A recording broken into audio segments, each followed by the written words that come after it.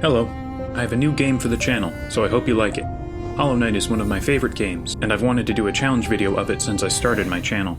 The challenge is to complete the game using only a weakened nail. I was able to reduce the nail damage through the debug mod so that it only does 1 damage. Now, if that was the only challenge, it would be a pretty easy thing to do. I would just hit enemies to gather soul and deal damage with spells. So to keep with the actual challenge of beating the game with a 1 damage nail, I will also be using no spells. To go further than that, I will be restricting my charms to only include things that scale with the nail damage, or deal 1 damage themselves. So something like Sharp Shadow is fine, but something with a fixed attack like Glowing Womb is out. The rules are a little specific, but overall, if something is a way to get around the challenge, I won't use it. I begin like any playthrough in King's Pass, and right away you can see how tedious fighting enemies is. Just fighting through Vengeflies and Crawlids takes tons of hits. For now I can ignore most of them, but later on they will be unavoidable. King's Pass is fine, and I go ahead and grab Fury of the Fallen, which is allowed but not very helpful. I circle back around and drop into Dirtmouth, making sure to talk to Elderbug, as I'm not a heartless monster. I don't sit at the bench though, to preserve my lifeblood. Moving on to Crossroads, I kill the first husk, just to see how long it will take. This is going to be pretty tedious. I head on down past Cornifer and save the Acid Grub, and while there I see something I've never seen before. The Aspid Hatchling takes 5 hits to kill. I never actually looked up their health before, and I just assumed they always died in 1 hit. With that, Aspid Mothers become a much larger threat, but I'm able to save the grub and escape. I continue on toward the Aspid Arena, and get all the extra Geo Rocks. With how hard it is to kill enemies, anything that takes the generic amount of time and can get me Geo is very valuable. That's why I'm getting every Geo Rock and grub, and I'm going to clear out everything I can in the Forgotten Crossroads before I move forward. Now the Aspid Arena is the first required fight, and I mess up and miss my chance to kill them with stalactites, so it just takes a ton of hits. It's not dangerous though, and I can keep moving, gathering as much easy Geo as I can. I bait the Vengefly and use it to pogo up and grab the Mask Shard.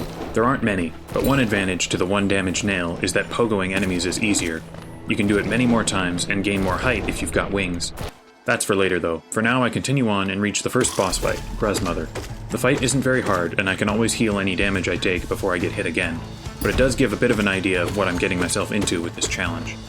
The fight takes about 2 minutes, which is a lot longer than normal, but not terrible. Then again, Gruzmother has extremely low health for a boss, so we'll see how bad it gets moving forward. I can't reach Salubra yet, so I save Sly, then head up and save the Spike Grub, and then the one behind the hidden wall. I pogo off the Vengeflies for another one, then slowly kill the giant husk to save the guarded grub. That's all the available grubs, so I head on to the last good source of Geo, the False Knight. I technically don't even have to fight him, as I'm not going to get Vengeful Spirit, but I can get his Geo, the City Crest, and I would like to see how long the fight will take. It's another fight that is functionally the same, but takes much longer to do. I never have spells for this fight, so it isn't much different, although there is some more complexity when I need to heal. I don't get any soul from hitting his armor, so I have more limited healing than normal. Then again, it's a very easy fight, so it isn't actually a problem. I can even take advantage of the falling debris to deal some normal levels of damage, and have the fight finished in 4 minutes, netting a nice 200 Geo. I skip the Ancestral Mound altogether and go to Grubfather to get my Geo and a Mask Shard. That's almost everything that I can do in Crossroads, but I'm still trapped here. There's an Elder Balder blocking my way into Greenpath, and I need a way to get past him without spells. Now I know it can be done itemless, but I don't think I can pull that off myself in any reasonable amount of time. One way to do it a bit easier that I've heard of is with the charm Long Nail, which makes your nail just long enough to hit him before he blocks. I strategically die next to Salubra, then head back and pogo off my shade to get up to her and buy the Long Nail. I head over to the Balder and first try to hit him just by wiggling in and out of his blocking range, but it doesn't work. I look it up and learn that this method isn't possible on current patch, so I need to try something else. I die to the Balder and then head back down. I'm going to try the method used in the any% run. I try to get my shade to hit me just in the right place to get knocked into the Balder's range and hit him, but after a few dozen attempts, I just can't seem to get it to work. Things are looking pretty bad, but I still have one more move. I was hoping it wouldn't come to this, as it will take a very long time, but I can grind for Geo and buy the Lumafly Lantern. I have one more thing I can do first, and that's fighting the Brooding Moloch for its Mask Shard, just to fully get everything in the area. It takes 5 minutes, and then it's time to get Geo. When playing normally, the fastest way to get Geo is to grind the Great Husk over and over, but with how many hits he can tank, I'm not sure if that's true this time. Instead, I'll head over to the Gome Room and kill the 4 Vengeflies. I can gather them up and kill them all in a few swings to get 12 Geo. The big advantage is that they respawn when I leave the room, so I can just leave and come right back in to kill them again, instead of needing to sit at a bench. I'll need 1,850 Geo to buy the lantern and get through the gate into Crystal Peaks.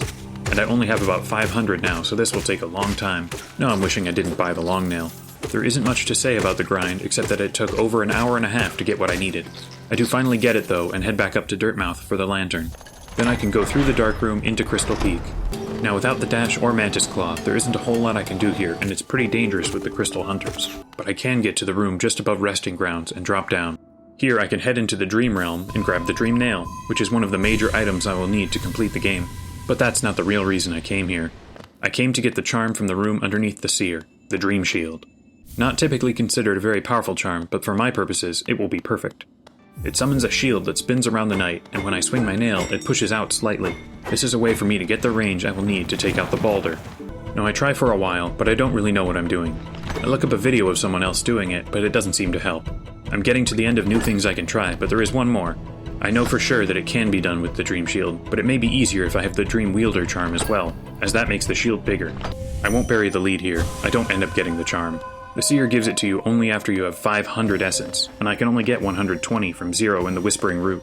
I do kill Zero in 7 minutes, and start up the long process of trying to kill enough enemies to get the essence, like in the low % true ending run, but there's only a 1 in 300 chance of getting some, and I need another 380. Now I really wish I had the Dream Nail while I was killing all those Vengeflies, although it still wouldn't even be close. I'd need to kill literally 100,000 enemies. I start killing enemies until I get a singular essence, and it takes 8 minutes. That's enough for me to take another look at the boulder. Just using the Dream Shield feels like a lot less of a lost cause compared to the forever that it will take to get enough essence. All just to have a little easier time killing the boulder, so I head back. I don't do much different this time, but I'm careful to try the same maneuver at different specific points along the floor until I finally manage to do some damage. I need to start with the boulder shielded, but just at the edge of its range, and jump away from it slightly. I need to cut back just as I get far enough away from him to reveal himself, and swing my nail to get the shield to bump out and hit him. I need to start it all at the right point in the shield circle, but if I do it all right, I can semi-reliably hit him. If I successfully hit him with the shield, he's stunned long enough that I can run in and hit him again, so that deals 2 damage. The boulder has 60 health, so even after figuring out the right moves and rhythm, I need to hit him 30 times, which ends up taking me 2 hours. It's bad, but not the level of terrible that grinding for essence would be. You can see how excited I am here when I pull it off though. I've played a lot of Hollow Knight, but never really pulled off many of the tricks, as you'll see later, so it felt pretty cool to manage this. I can head right into Greenpath for some much easier tasks. My overall mission now is just to get the necessary movement abilities to open up the map and complete the game. First up will be the Mothwing Cloak from Hornet, and to get there I'll do a casual skip using this little squit. I can't really do fireball skips, and even if I could, I don't even have the spell, so I bait him up and pogo across to chase down Hornet. To reach Hornet, I need to go through the regular path, fighting through the Moss Knight, and I go ahead and kill the Vengefly King for his Geo. For the first time this run, I have to do regular fights without the fireball and with a weak nail, which slows me down and changes the way I do the fights themselves. How important that is changes from fight to fight, but it does make them feel a bit more like they did on my original playthrough of the game. Like many people on their first try, I barely used any spells and only focused on the nail, so this is a bit like that. On my way to Hornet, I save 1 more grub, then start the fight. The fight feels a little weird without Fireball, but she still moves pretty slow, and it's easy enough to get through. I've been keeping my Dream Shield on, as the only way I have to boost my DPS a little bit. It does the same damage as my nail when it connects, and every little bit helps. The fight ends up taking only about 4 minutes. Looking back, it's kind of wild how fast that feels now. I have the dash, which feels so much better. I felt held back without it, and now I can get around the map much faster. Which, speaking of getting around the map, I swing through Lower Green Path, saving all the grubs and grabbing thorns. I follow that path back to the crossroads, and head down to Fungal Wastes. On my way down, I stop by Leg Eater and grab the Fragile Charms. I throw on Fragile Strength instead of Dream Shield, bringing me up to a staggering 2 damage. I thought that it would be 1.5, but I guess it rounds up. With my new charm, I feel much stronger. So strong that I'm careless, and die to the Shroomal Ogres, losing the charm. With Dream Shield back on, I head the other way through Fungal to save Blimpy and open the way to the Queen's Station. I head back up, and this time I'm much more careful against the Ogres, winning a charm notch. And enough Geo to get Fragile Greed, which I wear with Fragile Heart. I don't have the money to repair Strength, so I have to keep on moving towards the Mantis Village. I don't even attempt E-Pogo and head further down. Heading this way is good anyway, because I want to grab Dashmaster for later. I keep moving into the village toward the Claw. Killing mantises takes a long time, but it's not so bad that I have to avoid it entirely. After flipping the lever, I grab the Mantis Claw and open the big gate to the Mantis Lords. I don't really need to fight them, but they have the Mark of Pride charm and a lot of Geo, so it seems worth it. Having no spells makes the first round feel different, and of course take longer, but the second part is already so fast that I usually only use my nail anyway.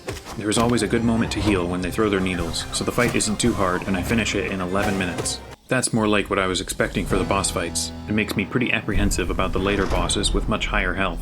For now though, I grab the rewards and plan out my next move. I have a few goals at this point. I need to get the 3 Dreamers to open the Black Egg Temple. I'd like to get some Charm Notches and the Nail Arts as 2 of the only ways for me to actually get stronger, and I need to get some more movement abilities. I would like to get them all, just to be a bit safer. I'm not sure how hard it will be to win the fights with the later bosses, but I want to have full movement available to survive the fights. The first thing that I do is head back to Crystal Peak now that I have the Mantis Claw, and get the Crystal Heart. Having Dashmaster is nice to be able to get there faster, and I swing by Salubra to get Steady Body and 2 more Charm Notches. I'm the kind of guy who never takes Steady Body off once I get it, and I throw on Thorns for the last notch. I enter Peaks through the Dark Room, but this time go up, making sure to grab the Shopkeeper's Key on my way through. I skip the enemies, as they have much higher health than the earlier ones, but I do take the time to save the grubs, and even fight the Crystal Guardian, as I'm looking for as much Geo as I can get my hands on. The Crystal Guardian fight is nothing much to talk about, and is over in a relatively quick 4 minutes. The only thing I'll mention is that it feels good to have my Steady Body charm back for boss fights. With that finished, I move on, through the platforming sections and grab the Crystal Heart. That's the last thing I need from the Crystal Peaks, as I have no dive to get D-Dark, and I won't be upgrading my nail with Pale Ore. I do go ahead and save a few more grubs on my way out though. Now, I forget that it goes against the rules, and spend some time getting Glowing Womb. I even die once while doing it, which is the first time in quite a while. It's not a total waste of time though. Even if I can't use it, it does count towards the next charm notch from Salubra. That and getting it proved to me that Spore Shroom is too powerful of a charm and takes away from the challenge, so I won't be using it going forward. My next move is to stag back to Dirtmouth and buy the Sprint Master charm from Sly. Anything to help me move around faster. I use my new Crystal Dash to head across to Blue Lake and open the gate into Lower Resting Grounds, but only as a way to reach Right-Hand City of Tears. I don't have dive, so I couldn't get below through the breakable floor earlier. Not having dive ends up restricting me from several places, with the most frustrating coming up later in Kingdom's Edge. I drop down through City and open up King's Station, then head into the big room to the left. I fight the Gorgeous Husk, which is easy and gives me extra Geo thanks to Fragile Greed, but it still takes a few minutes. Looking for even more Geo, I sell all my relics to Lem and continue up through Left-Hand City. There's no reason for me to go to Soul Sanctum, so I just grab the simple key and open up both the elevator and the storeroom stag. I use my Geo to buy out all the charms from the shops in Dirtmouth, then go to Salubra and buy 1 more charm notch. I keep all my movement charms, but exchange heart for strength, at least for now. I technically have all the upgrades I need, but I want more for the upcoming fights, so I head down to the Royal Waterways for Yzma's Tier. I want Yzma's for 2 reasons. One is for the Umu fight that I'm sure will end up taking a very long time, and the second is because I don't really know how to acid skip, and I'm only learning 1 hard skip for this challenge. Before getting the tier, I save the grub, get the mask shard, and open the door into Fungal, where I also save Bretta. The Quirmps take a long time to kill, but there isn't really any danger. To reach Yzma's Tier, I need to fight the Dung Defender. He isn't hard to dodge and has tons of opportunities to heal, but his health is very high at 700. I have strength on, so I do 2 damage, meaning I need to hit him 350 times. I can juggle him a little, but not like you can with the White Defender, so it's mostly just regular fighting. I can hit him a lot faster than some of the other bosses though, and it ends up taking 8 minutes. I win the Defender's Crest and get access to the lever which drains Yzma's acid. That path leads into the broken elevator shaft, and I detour from Yzma's to go ahead and get Monarch Wings. It's another thing that isn't strictly necessary, but I like having it for movement. I buy the toll bench and go through the long path towards Broken Vessel. I would usually kill the Molochs, but that would be a huge waste of time. For the fight, I exchange Dashmaster for Thorns and Defender's Crest, just to help with the infection balloons, and then I get started. Broken Vessel is a fight that is usually determined so much by the spells that you use, typically Dive or Fireball, because of how much knockback it takes, allowing for multi-hits. Without spells, the knockback is kind of annoying, as it brings them away from me when I just want to keep hitting them. There are still positives, like his very low stagger threshold, offering many opportunities to heal, and the Defender's Crest keeping me safe from the balloons while I do. It is a charm that is unaffected by my weakened nail, but it has such low range that I don't think it really takes away from the challenge. And I often end up hitting the balloons anyway. It's the first and only time in the run that I can kill an enemy with 1 swing. The fight ends up taking just 4 minutes, and I can continue on to grab the Monarch Wings. On my way back, I'll skip the Lost Kin fight. Early on, I was attempting to get Essence, but now there isn't much of a reason for me to waste time on it, and it would be a lot more time, as Lost Kin has way more health than Broken Vessel. I unfortunately don't have the geo to open the hidden station, so I just have to leave. Now that I've got the double jump, I want to continue moving towards Isma's. I head back into Waterways and move to the bottom right, where I crystal dash across the elevator shaft and reach right side Waterways. The only thing stopping me from getting the tier is an arena with some guards. I've generally been avoiding them so far because of how high their health is, but now I have to fight them. It's not terrible, but I keep getting hit and needing to run to the opposite side of the arena to heal back up. I get through all 3 waves though, and finally get Isma's tier. With that, I have all but one of the movement abilities. I definitely don't need Shade Cloak to win, but I would like it, particularly for when I have to fight the Watcher Knights. To get it, I'll need to head to Kingdom's Edge first. I go there through King's Station, and first head over to Nailmaster Oro, where I buy the Dash Slash. I like using nail arts, and I want all 3 so that I can get Nailmaster's Glory. When I first started the challenge, I was thinking that I would go for Steady Body and Quick Slash to maximize my damage, despite the weakened nail, but I was forgetting that I would need Dive to reach Quick Slash. Missing out on such a strong charm sucks, but there's nothing I can do. Despite that, there's still the main reason I came here, and that is just above this area. I make sure to save Pierogi on the way, then I begin the second fight with Hornet.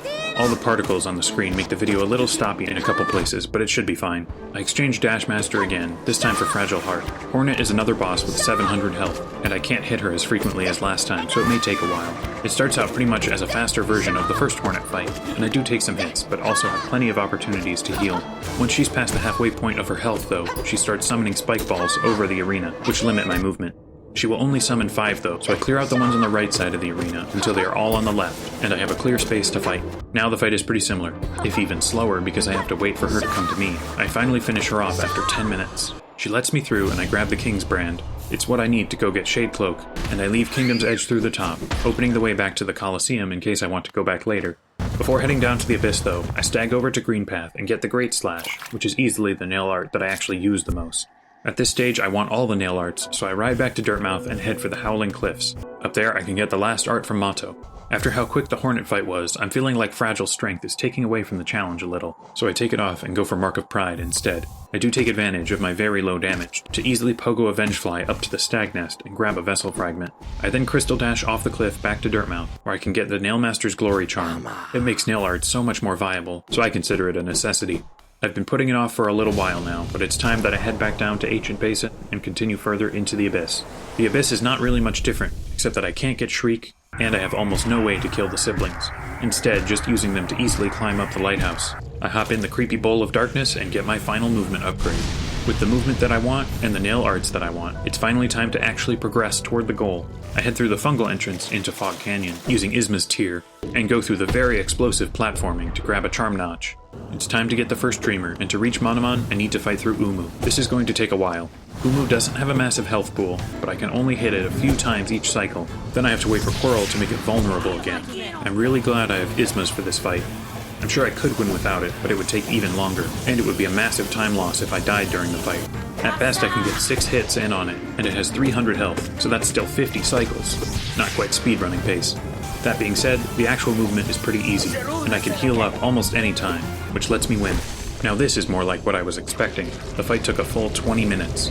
It's a long time, but I think I only have 2 more boss fights, so we'll see how long they take. I head below, and Quirrell takes off Monomon's seal, allowing me to Dream Nail in. The Dreamers must have health tied to the number of hits, not the damage, because it all goes down normally. It makes sense, because your nail upgrades don't matter on a normal playthrough. I head out, and go ahead and throw all my money in the bank, then sit at the nearby bench. I head back and learn the secret of the banker, as she runs away with all my geo.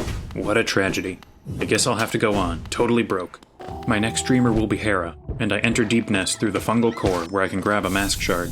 Deep Nest is pretty dangerous, with lots of enemies that have very high health, but for the most part I can avoid them on my way through.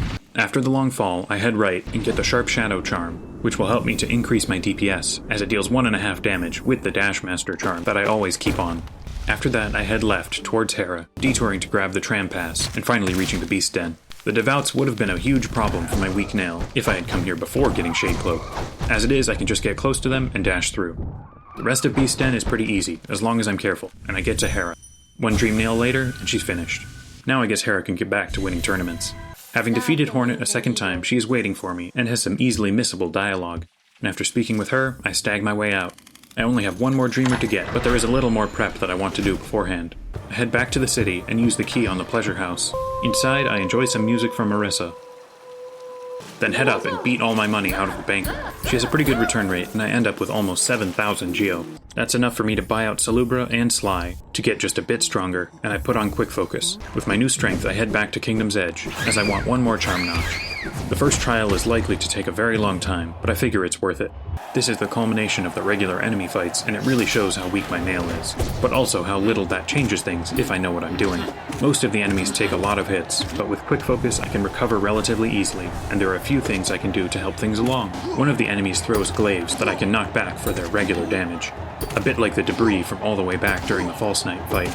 The terrible danger of primal aspids can be helped sometimes by knocking them into the spikes, killing them instantly. I try a few times to get above the Vengefly King and pogo on him, but it doesn't work, and I have to beat him the same way that I did the first time.